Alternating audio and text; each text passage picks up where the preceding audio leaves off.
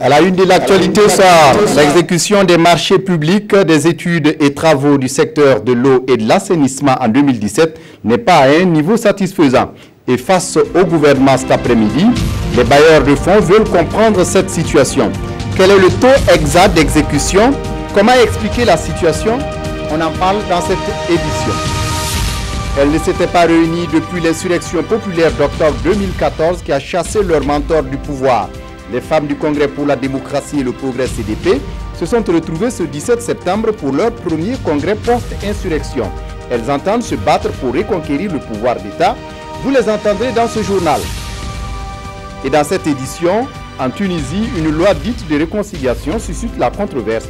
L'opposition, comme la société civile, dénonce un texte qui encourage l'impunité. Ce sont là les titres du 20h. Mesdames, Messieurs, bonsoir. Ravi de vous retrouver. Mais d'abord, avant de développer ces titres, le président du Faso est arrivé à New York ce dimanche 17 septembre pour la 72e session de l'ONU. L'avion du président Roch Marc Christian Kaboré a atterri dans l'État de New Jersey. Et à New York et à la tribune des Nations Unies, le président Roch Marc Christian Kaboré s'exprimera le jeudi 21 septembre 2017 pour donner sa vision sur la politique de développement au Burkina Faso et sa lecture des questions d'actualité. Durant son séjour à New York, le chef de l'État burkinabé participera, outre au débat général de la session, à plusieurs autres activités très importantes et s'entretiendra avec de hautes personnalités, dont le secrétaire général de l'ONU, M. Antonio Guterres. Le président du Faso a enchaîné cet après-midi avec plusieurs rencontres, des échanges avec des investisseurs américains, et des participations à une rencontre sur la prévention de l'exploitation sexuelle. Nous y reviendrons dans nos prochaines éditions. Dans l'actualité ce soir, le niveau d'exécution des marchés publics, des travaux et autres études du secteur de l'eau et de l'assainissement en 2017 n'atteint pas la moitié. Environ 42% de taux de réalisation, un taux en deçà des attentes. Le Premier ministre et le ministre en charge de l'eau étaient face aux partenaires techniques et financiers pour fournir des informations sur la situation. Mounira Kéré. Environ 42%, c'est le taux de réalisation des objectifs du secteur eau et assainissement pour le compte de l'année 2017. Un faible taux lié aux difficultés rencontrées par les acteurs dans la procédure de passation et d'exécution des marchés publics, notamment dans son volet études et réalisation des travaux. Chaque fois que vous entendez parler de problèmes de sécurité, d'insécurité, sachez que ça a un impact sur l'action gouvernementale. Chaque fois que vous entendez parler de grèves, de conflits sociaux, sachez que ça a un effet sur l'action gouvernementale.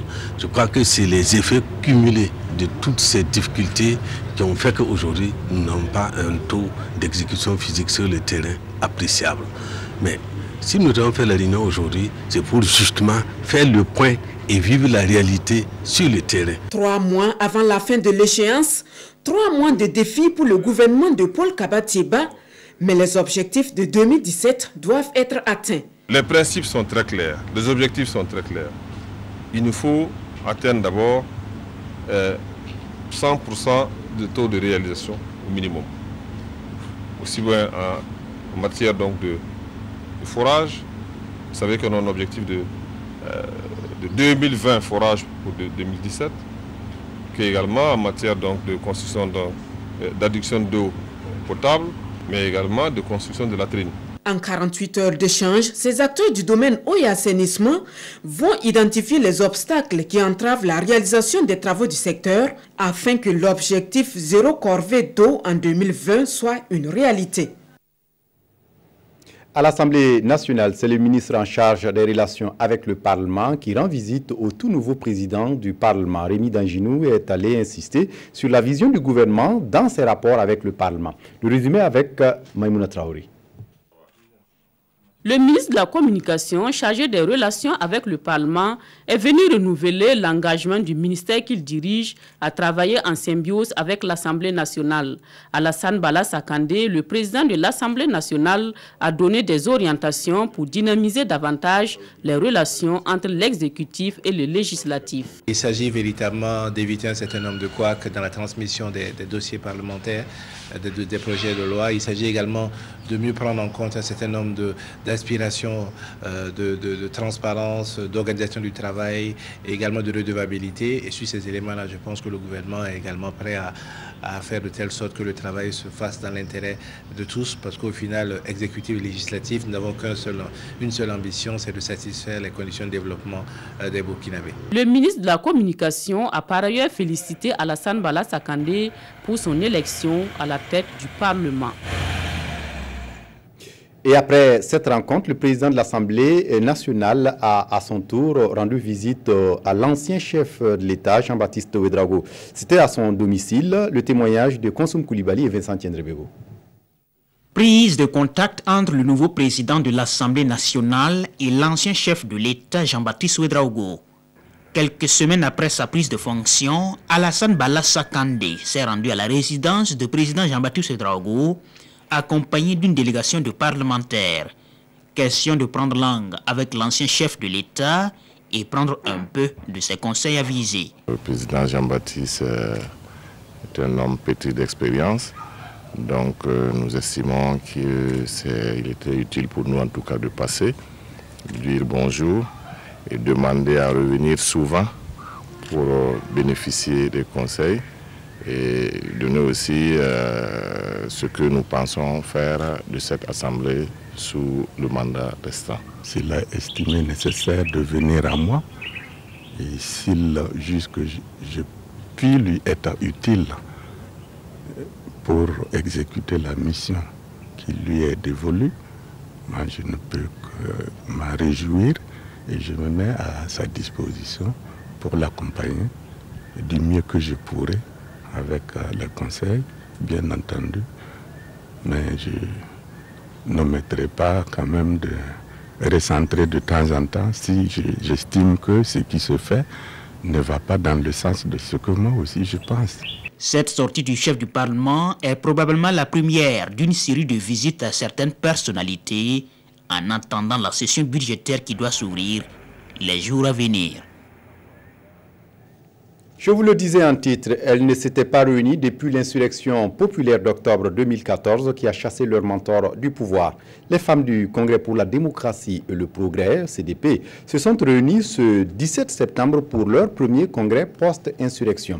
Désormais, dans l'opposition politique burkinabé, ces femmes entendent se battre pour reconquérir le pouvoir d'État. Elles plaident en outre pour le retour de Blaise Compaoré. Ismaël Diloma Sirima. Première assemblée générale des femmes du Congrès pour la démocratie et le progrès depuis l'insurrection populaire. À cette rencontre, elles s'engagent à s'adapter et à accepter leur nouveau statut dans l'opposition politique. Elles entendent ainsi se battre doublement dans le but de reconquérir le pouvoir d'État.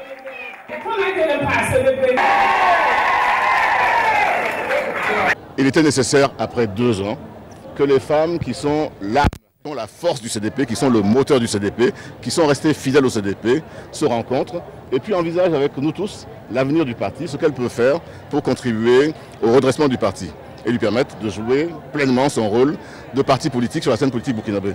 Ces femmes plaident pour le retour de Blaise Compaoré et ses proches qui sont en exil. Ayons dans nos cœurs la réconciliation, la paix, l'union de nos fils et filles et luttons ensemble pour le retour de nos fils, pour la construction de notre pays. Le fondateur de notre parti est le président Blaise Compaoré. Qui sont hors du pays doivent rentrer. Alors oublions le passé et allons de l'avant pour l'avenir de nos enfants et de nos petits-enfants. Dans la même lancée, Léonce Koné demande aux Burkinabés de surmonter les traumatismes et d'aller dans le sens de la réconciliation. Après une période probatoire, place à l'application effective de la facture normalisée. Le directeur général des impôts en personne était ce lundi sur le terrain du contrôle.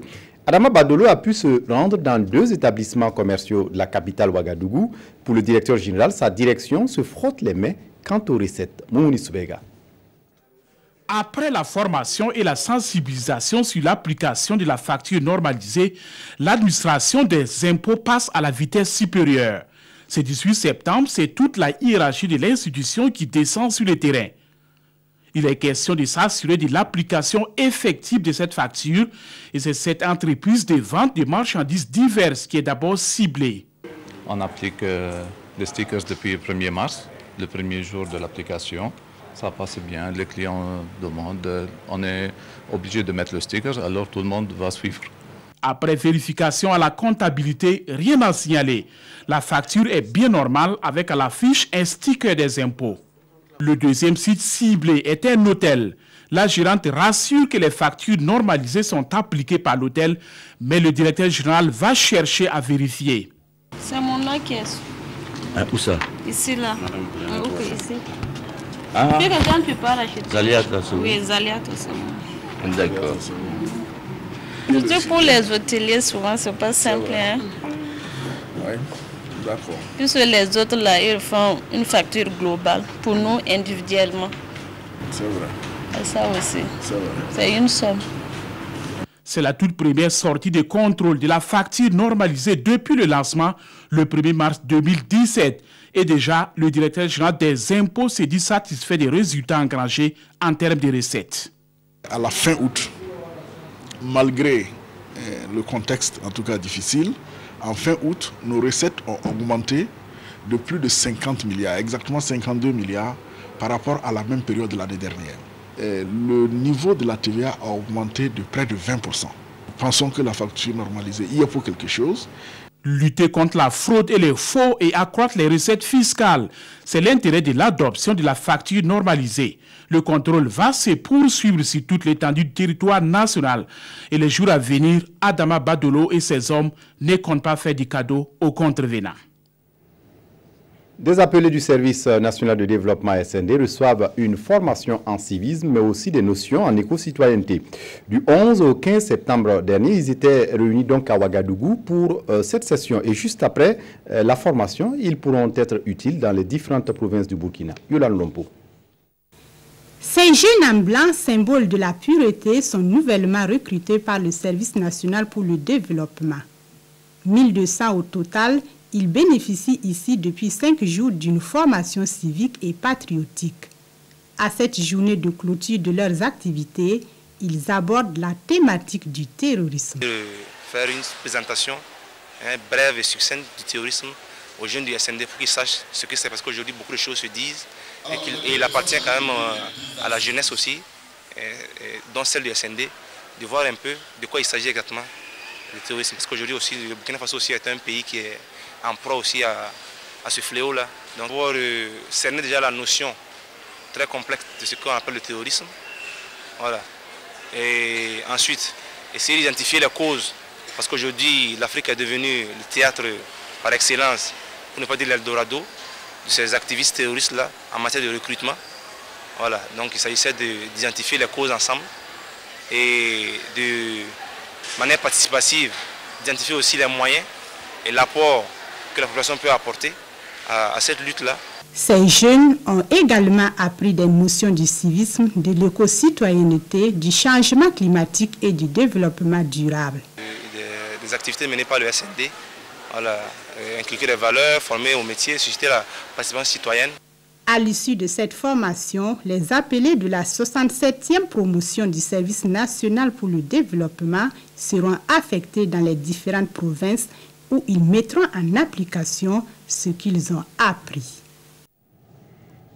Et avant de poursuivre ce communiqué du protocole d'État à l'occasion de la cérémonie officielle de remise des premiers chèques aux bénéficiaires du programme d'autonomisation économique des jeunes et des femmes, placé sous le haut patronage de son Excellence, Monsieur le Premier ministre, chef du gouvernement, la Direction générale du protocole d'État convie les personnalités invitées à la salle de banquet de Ouaga 2000 le mardi 19 septembre 2017 à partir de 8 h. L'heure limite d'arrivée est fixée à 9h30, signée la direction du protocole d'État. Et justement, à propos de cette cérémonie, je reçois le coordinateur du programme d'autonomisation économique des jeunes et des femmes, Dr Soumaïla Bitibali. Bonsoir. Bonsoir, M. Kindo. Merci de venir nous éclairer davantage sur cette cérémonie, mais avant tout, quand on parle de programme d'autonomisation des jeunes et des femmes, en 2 mots, c'est quoi? Alors, le programme d'autonomisation économique des jeunes et des femmes, il faut dire que c'était un programme du gouvernement qui a été lancé le 19 juin par son Excellence, Monsieur le Premier ministre. Il consiste à donner ce coup de pouce aux jeunes et aux femmes du Burkina qui désirent entreprendre, désirent faire quelque chose dans leur vie. Et nous sommes là pour apporter ce coup de pouce-là à cette jeunesse et à ces femmes qui ont besoin de financement pour démarrer ou pour renforcer leur activité. Et demain, ceux qui ont déposé leur dossier et qui ont été retenus vont recevoir symboliquement leur chèque. Ça veut dire qu'au bout de 2 mois de travail, le programme a abattu un boulot intéressant. Parlez-nous-en. Ok, et merci. En fait, demain, il s'agit du top de départ, de lancement des remises des premiers chèques. Nous avons reçu un nombre élevé de dossiers, nous les avons traités et nous avons à nos jours les premiers bénéficiaires. La liste, disons, des premiers sélectionnés et présélectionnés. Donc demain, ça consistera à donner ce top de départ des remises de premiers chèques. Et il faut dire que cette cérémonie va se prolonger. On va le faire dans les 13 autres régions, dans les 12 autres régions du Burkina Faso. Et pour montrer que ceux qui ont déposé, voilà des exemples que nous allons présenter et nous allons procéder à la remise des chèques symboliques à ces premiers présélectionnés. Alors, il faut dire également que ceux qui vont recevoir demain leurs chèques, nous avons déjà procédé à un certain nombre de vérifications à ces présélectionnés et on peut dire que c'est des gens qui sont déjà déclarés éligibles au fond. Oui, et en 2 mois, qu'est-ce que vous avez pu faire concrètement et combien de dossiers déjà vous avez reçus au total avant cette liste de présélection? Nous avons reçu au total plus de 100 000 dossiers. C'est environ 91 000 dossiers qui ont été jugés recevables par les fonds. Vous savez que nous avons travaillé avec les 4 fonds nationaux, c'est-à-dire le FEJ, Fonds d'appui aux initiatives des jeunes, le FARF, Fonds d'appui aux activités rémunératrices des femmes, le FASI, le Fonds d'appui au secteur informel, et le FAPE, Fonds d'appui à la promotion de l'emploi. Donc, ces 4 fonds ont reçu plus de 100 000 dossiers, ils les ont traités et ils ont jugé 91 720 dossiers recevables.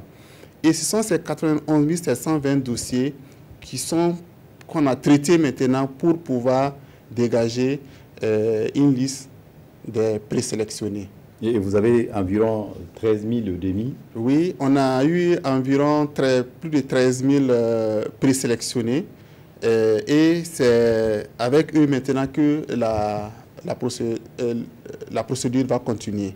Oui. Et demain, est-ce que ces présélectionnés ou ces bénéficiaires-là vont effectivement rentrer en possession de leur chèque comme la cérémonie? Oui. Comme je l'ai dit, on a d'abord une liste de présélectionnés. Alors, demain, je l'ai dit, nous donnons le top de départ. Et maintenant, il y a d'autres personnes qui n'ont pas été contactées, mais qui seront contactées. Nous les avons signifié déjà qu'ils ont été retenus, ils ont été présélectionnés par les fonds. Mais il faut dire qu'il y a d'autres procédures qui viennent.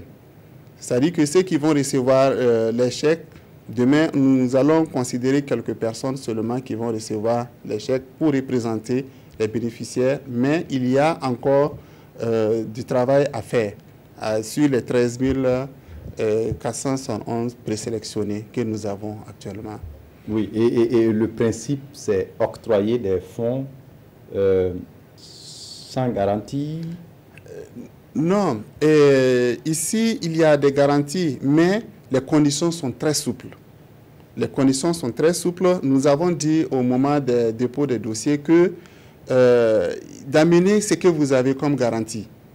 Alors, c'est de l'argent qu'il faut rembourser. Un étudiant, il amène quoi comme garantie? Oui, un étudiant peut amener, par exemple, un aval. Alors, s'il est présélectionné, nous allons rentrer en contact à cet aval-là pour lui demander, oui, un tel vous a pris comme aval, est-ce que vous le connaissez, est-ce que vous êtes prêt à l'accompagner, c'est de l'argent qu'il doit rembourser, est-ce que vous allez l'encadrer, est-ce que vous allez le sensibiliser.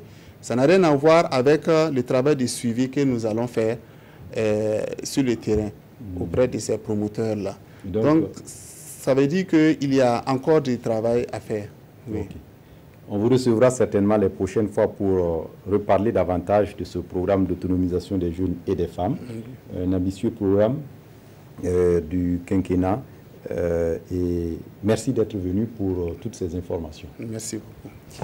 La suite de ce journal, pour le développement de l'agriculture au Burkina Faso, la recherche contribue pleinement à des rendements de haut niveau à Saria dans le Boulkiemde, où est implanté un centre de recherche depuis près d'un demi-siècle. Les chercheurs ont pu mettre au point des semences améliorées qui s'adaptent au sol du Burkina Faso. Et c'est ce travail que le ministre en charge de l'agriculture est allé saluer et encourager ce week-end. C'était en présence de Olopoda. La recherche comme adjudant pour booster la productivité agricole, c'est le credo de la station du Centre régional de recherche environnementale et agricole de Saria dans le Boulkiemde. Ici, des variétés de semences améliorées à cycle court et à haut rendement sont en expérimentation. Nafi, cette variété améliorée de niébé d'un cycle de 67 jours par exemple, peut être produite partout au Burkina Faso et est résistante à la sécheresse et aux principales maladies. Le maïs, le mil, le sésame, bref, ce sont plusieurs variétés précoces qui sont mises à la disposition des producteurs. Le rendement moyen, par exemple en sorgho au niveau national au Burkina, nous tournons entre 750 et 800 kg. Alors que là, nous avons des variétés qui ont été testées en milieu paysan, qui peuvent atteindre 1,5 tonne à 2 tonnes.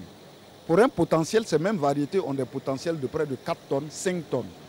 L'implémentation du programme national de développement économique et social commande la vulgarisation du fruit des recherches. Le ministre Jacob Ouedraogo n'en doute pas un seul instant et face à ces chercheurs, il a exprimé toute la signature du monde agricole de bénéficier des résultats des recherches avec à la clé des productions records. C'est vrai que la recherche ne se met pas sur le terrain pour la diffusion des paquets technologiques qui sont découverts. Il revient au niveau du ministère de l'Agriculture et d'autres ministères. On peut prendre les ressources animales, l'environnement et le développement, les ministères chargés du développement rural. Et nous avons tous, chacun à son niveau, une action à mener et nous avons tous des responsabilités à faire en sorte que ce qui a été trouvé puisse être diffusé et puisse être appliqué sur le terrain. Et c'est ce que nous faisons. Si vous voyez, vous visitez nos champs, vous voyez que nos producteurs utilisent des variétés qui ont été découvertes ici, dans ces stations-là. D'une superficie de 400 hectares, la station de Saria date de 1924. Point besoin de parler ici de l'état de délabrement des locaux, des problèmes d'équipement et le manque de clôture. Des problèmes qui trouveront sans doute solution dans le renforcement du partenariat entre le département de l'agriculture et celui en charge de la recherche. Un partenariat basé sur des conventions signées dans le cadre du PNSR 2, le programme national du secteur rural qui couvre la période 2016-2020. Elle aussi, elle a le souci de l'accroissement de la productivité agricole. La Sofitex, la nationale des fibres et textiles, attend pour cette campagne en cours plus de 650 000 tonnes de coton-graines. Le directeur général de l'entreprise a sillonné ce 16 septembre quelques champs dans les communes de Banzon, de Bama et de Karangasso-Sambla. Nous sommes dans la province de Houé. Les producteurs concernés ont reçu des encouragements pour l'occasion. Mamadou Lougué. Dans tous les champs visités le matin par la délégation de l'équipe de la Sofitex, le même vœu exprimé par les producteurs. La pluie, encore indispensable pour espérer une belle campagne de coton. Leur prière a été exaucée. Dans l'après-midi, avant même la fin de la tournée, une importante quantité d'eau de pluie envahit les champs, mais aussi les voies. Visitant le cœur meurtri, nous prions le Seigneur pour que la pluie tombe. Et Dieu merci, nous sommes heureux de constater que notre tournée se termine sous des torrents d'eau et c'est une très bonne chose. Tout le staff de la Sofitex avec son DG en tête, mais aussi les partenaires financiers et les administrateurs de la Nationale des fibres textiles. En tout, une dizaine de champs ont été visités par la délégation. Les prévisions en hypothèse basse, nous sommes à 650 000 tonnes de coton graine dans la zone de Sofitex. Ce qui veut dire que si cette escompte-là est réalisée, nous allons pousser les machines au maximum de leur potentiel. Ce qui veut dire que pour pouvoir le faire, il faut démarrer assez rapidement la campagne d'égrenage. Et c'est la raison pour laquelle nous avons appelé aux récoltes précoces pour permettre aux machines de tourner. Ce fanion offert à chaque producteur traduit toute la fierté de la Sofitex à ces braves paysans dont la ténacité et le courage permettent au Burkina Faso d'être toujours le leader en Afrique dans la production de l'or blanc. Au Festival du cinéma africain de Kouribga au Maroc, le Burkina Faso remporte le prix du deuxième rôle féminin. L'étalon d'or du FESPACO 2017, quant à lui, a reçu le prix Don Quichotte, le palmarès complet avec Carole Tougouma. C'est dans une ambiance digne des grandes festivités que les jurys du Festival du cinéma africain de Kouribga ont livré leur verdict. L'actrice Nakissi Savane, dans Frontières de Apolline Traoré du Burkina Faso, remporte le prix du deuxième rôle féminin. La moisson est bonne pour le Sénégal, avec félicité d'Alain Gomis qui rafle 3 prix, à savoir le prix du premier rôle féminin, le prix Don Quichotte et le prix du jury. D'abord, c'est rendre grâce à Allah et de croire également toujours et encore à ce film Félicité d'Alain Gomis, dont je dis que c'est son film le plus ouvert qui raconte l'Afrique du réel. Le prix du scénario et de la meilleure réalisation revient au train du sel et du sucre de la Mozambique. L'Afrique du Sud s'arrache le premier rôle masculin avec Kalushi, le Rwanda le deuxième rôle masculin. Le Grand Prix Ousmane Sambène, d'une valeur de près de 6 500 000 francs CFA, va cette année à l'Égypte pour le film Un jour pour les femmes de la réalisatrice Kamla Abou Zikri. Le palmarès de la 20e édition ne fait pas l'unanimité, mais pour les uns et les autres, le jury reste le maître. De façon personnelle, c'est des récompenses équilibrées. Mais là où personnellement je ne suis pas tout à fait satisfait, c'est le prix Samen Ousmane. Le film égyptien que j'ai vu, c'est en réalité un téléfilm. C'est comme dans tous les jurys. Il y a des points où on est d'accord, il y a d'autres où on n'est pas d'accord. Ouais, je peux dire que dans l'ensemble, les films n'étaient pas équilibrés. Je peux dire qu'il y avait 5 films qui étaient vraiment à la hauteur par rapport aux autres. Les autres, je ne sais pas parce qu'ils ne peuvent pas, c'est des gens qui viennent de démarrer. Le festival de Kouribga prend fin cette année avec un bilan satisfaisant. Après 40 ans, cette 20e édition a atteint tous les objectifs qu'on lui a tracés. Très bonne compétition, un jury qui a rendu un verdict extrêmement équilibré et intelligent. Le thème principal sur l'identité, à mon avis, a montré toute la complexité de l'identité africaine dans le cinéma africain. La 20e édition et le 40e anniversaire du Festival du cinéma africain de Kouribga s'est déroulé du 9 au 16 septembre. Dans la soirée du 16 septembre, elle tire ses rideaux en donnant rendez-vous aux festivaliers pour septembre 2018. Et puis à l'étranger, en Tunisie, une loi dite de réconciliation suscite la controverse. L'opposition, comme la société civile, dénonce un texte qui encourage l'impunité. Nous refusons le blanchiment des corrompus, crient ces manifestants à Tunis. Ils étaient plus d'1 millier ce samedi à défiler dans la capitale tunisienne pour dénoncer une loi d'amnistie de fonctionnaires impliqués dans la corruption sous l'ancienne dictature de Ben Ali. À l'initiative du rassemblement, les partis d'opposition et surtout le collectif Manish Psama, littéralement « Je ne pardonnerai pas ». C'est la démocratie de la rue. Nous allons continuer à nous battre à la fois dans la rue, c'est la voix du peuple tunisien libre, et aussi nous allons mener un combat constitutionnel. Nous sommes en lien avec 35 députés de l'opposition pour présenter une pétition contre la loi. Défendue par le président Béji Caïd Essebsi, cette loi dite de réconciliation a été adoptée ce mercredi par le Parlement avec l'appui des islamistes d'Ennahda.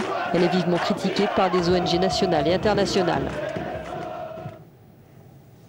Et on referme ce journal avec la revue de presse des quotidiens, revue de presse signée Evelyne Dabiré. Hommage aux martyrs du coup d'État manqué du 16 septembre 2015, le Premier ministre Paul Kabat-Thiéba salue le sacrifice suprême des martyrs, informe Citoyen aujourd'hui au Faso. Cette commémoration a été une occasion pour les Burkinabés de se souvenir de ceux qui ont versé leur sang, qui ont sacrifié leur vie pour sauvegarder la liberté et la démocratie, selon le Premier ministre, dans le quotidien.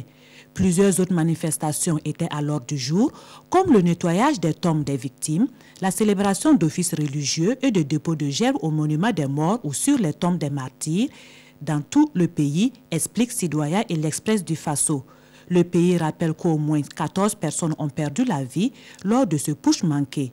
Et à lire dans tous les quotidiens le message du président du Faso à la nation. Au-delà de cette commémoration, il y a une soif de justice, lit-on dans l'Observateur Palga, car 2 ans après, les blessures morales et physiques sont loin d'être cicatrisées et le peuple burkinabé attend toujours la reddition des comptes et le jugement des présumés auteurs, co-auteurs et complices de ces actes de violence et de tuerie totalement inutiles, affirme le pays. Une justice qui peine à venir, mais soyons indulgents à son égard et donnons du temps au temps, estime l'Observateur Palga, qui soutient que c'est la condition sine qua non d'une procédure non bâclée. Ce journal rappelle les conséquences d'une justice expéditive connue lors des TPR, les tribunaux populaires de la Révolution, dont les procès de certains accusés n'ont pas respecté le droit. Conclusion du journal, les leçons de l'histoire doivent servir ici et maintenant, et mieux vaut une justice rendue dans les règles de l'art, même sur le tard, qu'une justice expéditive au service des impératifs politiques. C'est tout pour ce journal. Merci de votre attention. Très bonne suite de programmes sur la RTB. Au revoir.